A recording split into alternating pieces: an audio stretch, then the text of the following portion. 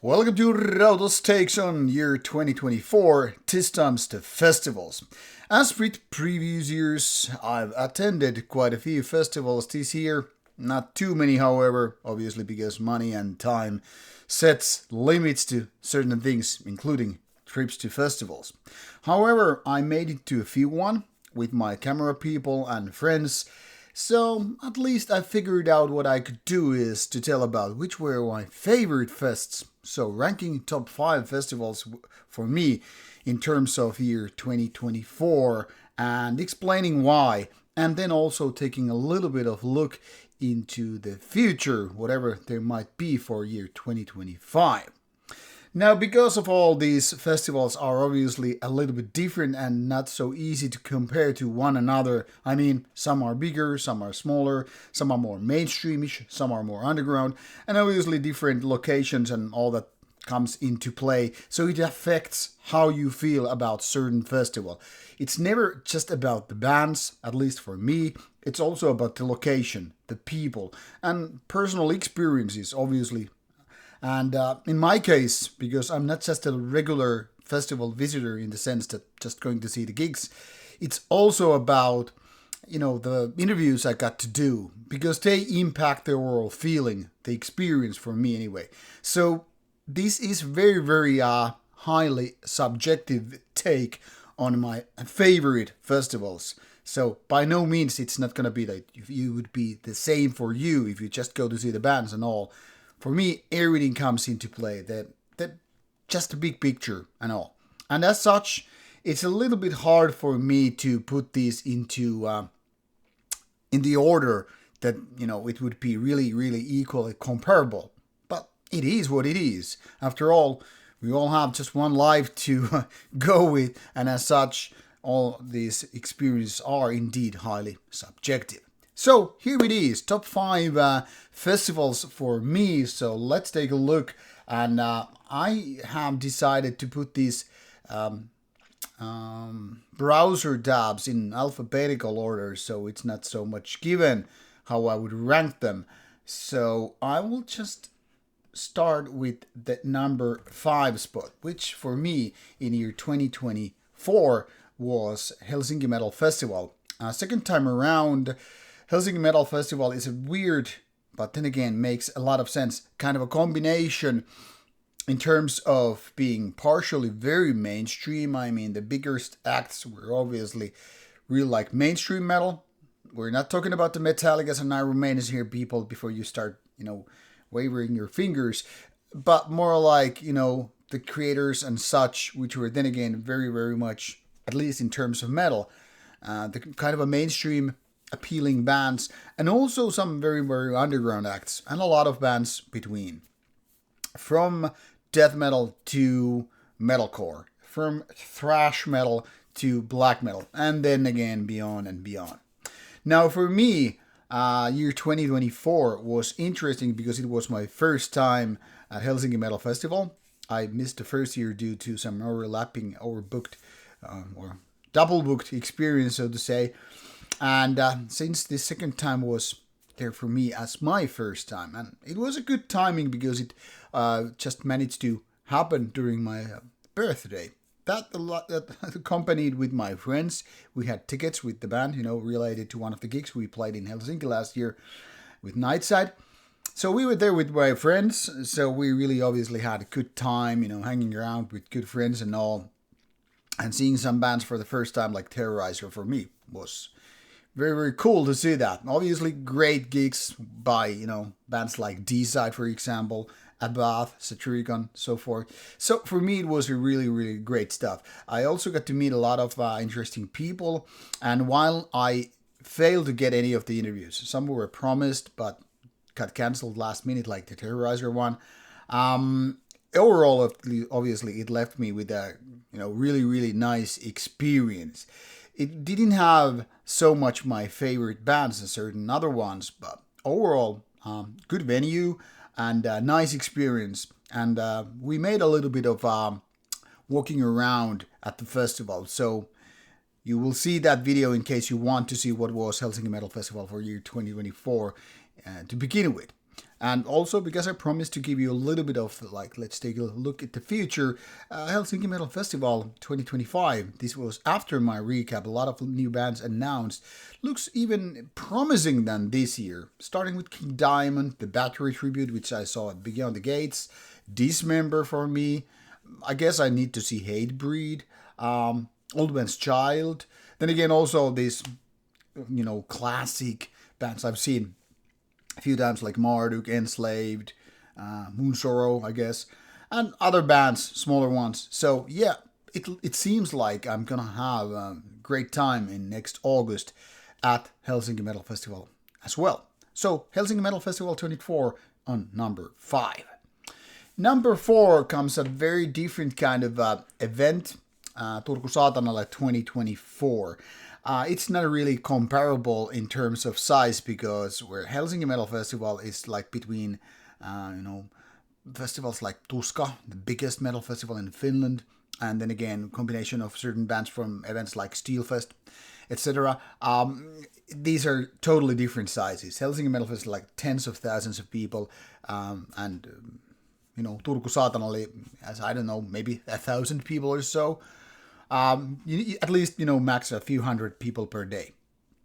So very, very different size of an event. And whereas Helsinki Metal Festival is a summer event, open doors, and with, I think, 3 stages, 2 outdoors, 1 inside.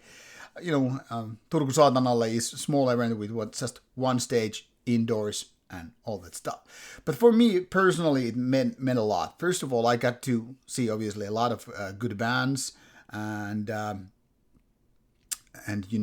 we played there ourselves. Magical event in a way. Obviously, there were lots of interesting bands from various parts of the world, like Brazil, bringing Sex Trash. And I got to interview a lot of cool bands. Sex Trash was, in a way, one of the most memorable ones because it was the first time I actually had a translator. Guy from Outlaw was, translating, English to Portuguese, and then again back from Portuguese to English again. In a way, it was memorable. Have these classic 80s bands to be interviewed and all, and making memories. Obviously, there were other really cool ones like say Darkestra, which has shared a really interesting story to me about their past and how it's so international and also coming from places which are not so much allowed, to do metal in the first place. We're talking about Far East and all. I'm sorry, no, Far East, Middle East. So, sorry. So anyway, a small event, but then again, fully underground and my home city. So it was really, really something different in that sense. Also, I had a good time with my friends, like going to spa and shit. So it was just an overall weekend that made it so special. So, like I said, can't really compare in terms of size and all. But then again, in my opinion, in my world, underground bands mean as much as bigger bands. So there's that. Quality matters more than the size or cult status or whatever. So yeah, Turku Saatanalle was my number 4. It's really not that easy to get into top 3 or top 2 with, band festivals like Turku Saatanalle because obviously, like I said, bigger events means also more variety with the band. So 2 days events such as Helsinki Metal Festival, Turku Saatanalle comparing to 3 or 4 days events. Yeah, it's going to be a harsh competition. Taking a look at Turku Saatanalle 2024, it looks very interesting. First of all, it's headlined by Berry. And this festival was sold out within hours, the first time ever for 2025, due to the very fact that it's headlined by bands such as Buried, Clandestine Blaze, Morbosidad, and so forth. Also, this time Brazilian band Power from Hell. And then you have bands like White Death, Chathogua, and a bunch of others. So it's going to be very interesting this year next year as well, 2025. So personally, looking very much to Turku Saatanalle 2025. The only thing that scares me is it's sold out, which means there are no tickets available. Haven't been for months.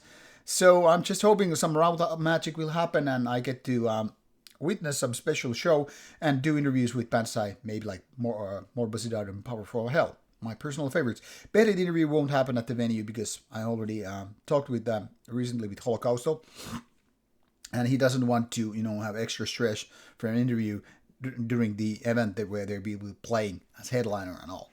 But Better interview part 2 someday gonna happen. At least we can promise that. So it's gonna be interesting event nonetheless. So number 3. Well, this time it goes to Inferno 2024 in Oslo, Norway. 4 days of black metal, a little bit death metal, and other stuff included. Now, I've been to Inferno now for 4 times. Originally, 2004, and then 3 times in 22, 23, 24. Always been great trips, and especially these 4-day trips to Oslo. It's always, fantastic to meet the friends, see good shows, and I like being in Norway. I mean, whether we're talking about Oslo or Bergen, always had good time, in the center of a lot of 90s black metal stuff. So there are like this history where these festivals are rooted, but I mean also good venue, good bands, and nice people and all.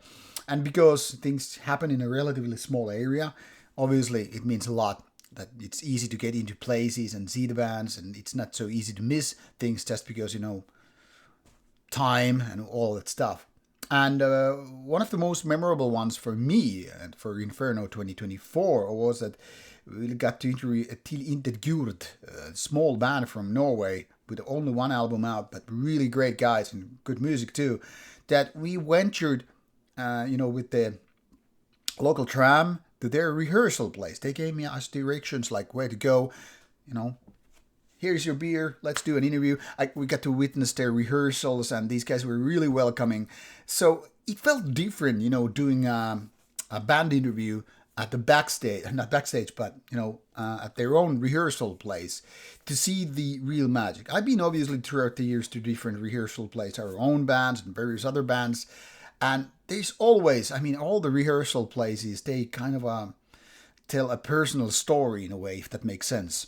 There's always a little bit different vibe to each rehearsal place. It's like entering someone's home in a way. And as such, they are differently decorated, and there's a different vibe to these places.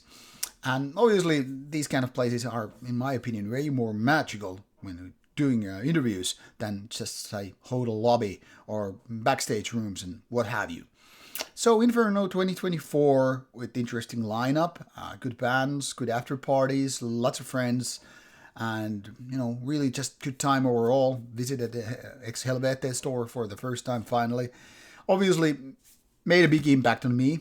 I really liked it, and obviously that is why the reason is it's in top 3 for me for year 2024. Now 2025, however, doesn't really look that much like my kind of a thing. Don't get me wrong, the lineup is big, but there's not that many bands that I haven't seen lately, like past recent years, and which I want to see so badly. So for example, this headlining lineup: Abath, 1349, Satyricon, Behemoth. I've seen all these bands within 1 year. Like Satyricon, 1349, Abath, already this fall. Behemoth, I chose Beyond the Gates, and previous years. All the bands, the main, listing, I've seen at least 3 times, with the exception of 1349, which I only seen once. And then the next level, Batushka, Septicless, Rotting Christ, Tudor. Yeah, some interesting bands, and the smaller you go, yeah, even more. But nothing really like, wow, I gotta see them again. So it seems like year 2025, at least for the time being, is gonna be a pass for me. You never know how things might change overall, or if there will be a last minute thing, but it seems like 2025 will be an exception to the past 3 years for me in terms of festivals, because there are always a couple of reasons. First of all, other bands I really need to see, other bands I really need to interview, because interviews are something that you guys, a lot of you want to see on Rauta, and some even you fund like Rauta strips through Patreon supporting. So I want to bring value to those people who are actually putting money in Rauta stuff. You're supporting us with money. So I want to take you to places where that there's some new bands I haven't interviewed. And here a lot of these bands are unfortunately, some I have already gotten or something that I won't for various reasons. Maybe they don't do video interviews at all, or at least during the fests.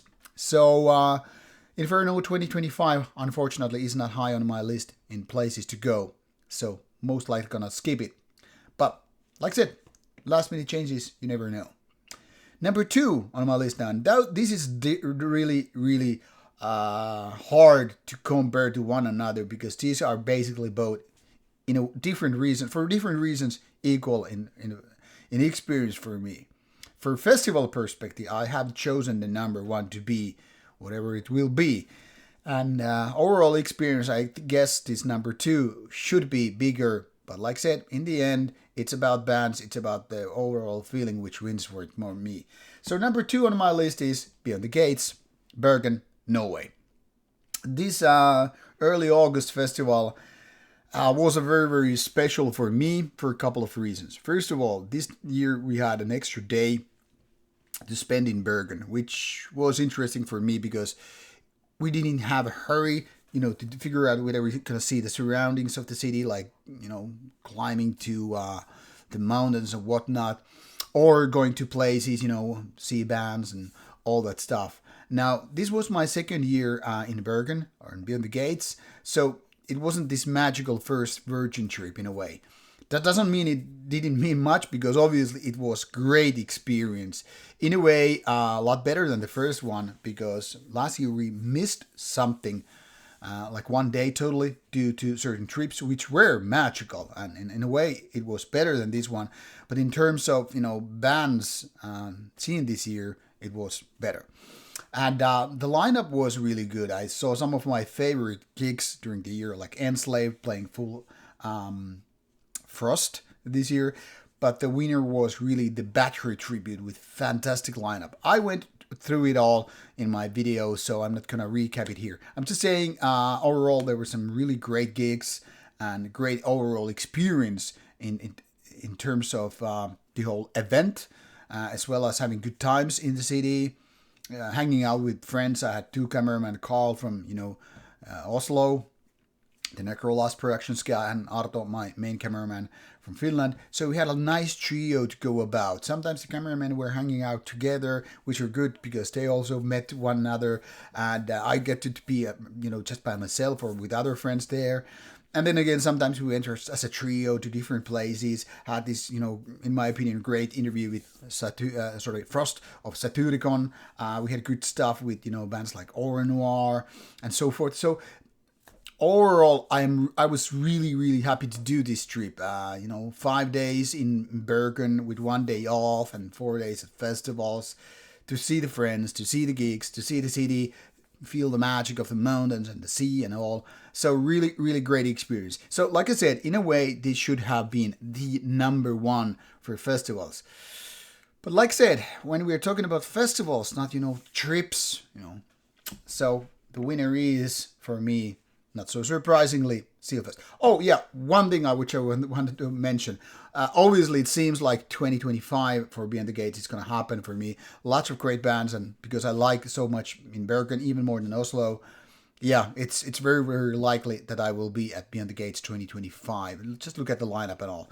And I've done some preview videos of these, festivals, so yeah, take a look at it. So, Steelfest 2024 was my festival of the year. First of all, always so many friends, always so many interesting bands, and also interviews taking place. I'm really happy about certain interviews I got to do, like Blasphemy, one of the biggest ones. I mean, the biggest one for me in terms of numbers and also importance of legendary status. Happened at Steelfest 2024. Also, I'm really happy that we got to do the Mistyrming one, because it wasn't so much as a given to take place and happen. So I'm happy that what started a little bit bad in year 2023 made it into flesh, in Steelfest 2024. And also some other parts, other talks we did. So yeah, obviously this meant a lot. We did this special White Death interview, sitting in a Yakuchi. And some people like, nude Finnish people in a jacuzzi. Oh my goodness. So it was as shocking to see naked people in Finland as it was to talk about extreme metal. So very amusing. And obviously these kind of are getting invited to, home to important person related to the festival and, do this special interview in a way.